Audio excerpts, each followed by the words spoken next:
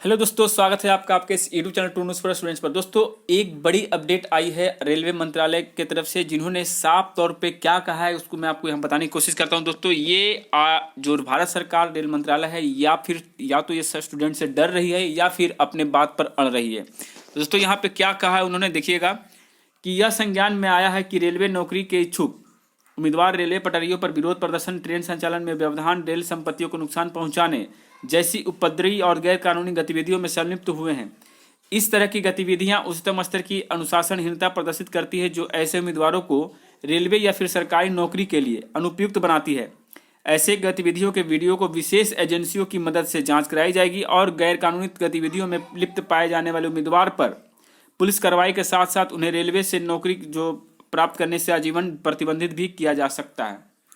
तो इनका कहना है कि इनको सुनने में आया है कि ऐसी ऐसी गतिविधियां हो रही है। भाई, सुनने में आया है, ये बात तो आपको समझ में आ गई कि हाँ, बच्चे ऐसे कर रहे हैं, लेकिन आपके भर्ती बोर्ड जो है, रेलवे भर्ती बोर्ड, इन्होंने क्या क्या है ये आपको सुनाई नहीं दिया, दिखाई नहीं दिया कि अचानक से 1 महीने पहले कह दीजिएगा कि आपका हम CBT 2 लेंगे।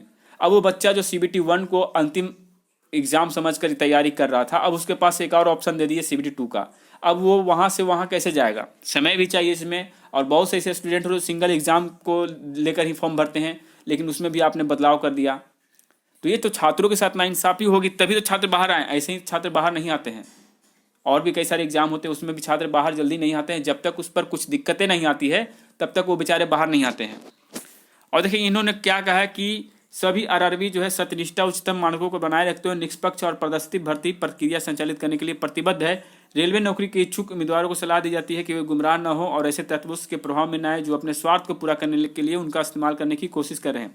देखिए, यहाँ पे कोई अपने स्वार्थ के लिए स्टूडेंट को नहीं बहका रहा है। छात्र जो है खुद आक्रोशित हुए हैं और छात्र ऐसे प्लेटफॉर्म खोज रहे हैं कि हमें कोई मदद करे।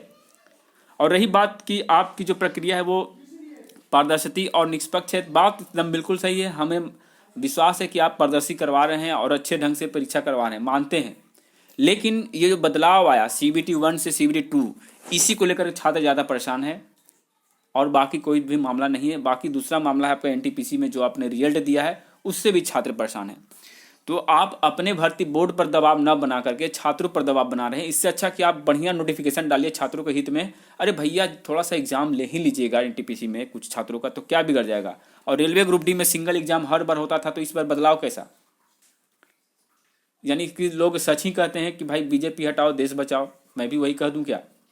मतलब हर लोग जो चाह रहा है कि वर्तमान सरकार एकदम गलत तरीके से छात्रों के साथ अन्याय कर रही है, तो हम सोचते थे कि नहीं भाई, सरकार ठीक है, लोग गलत हैं।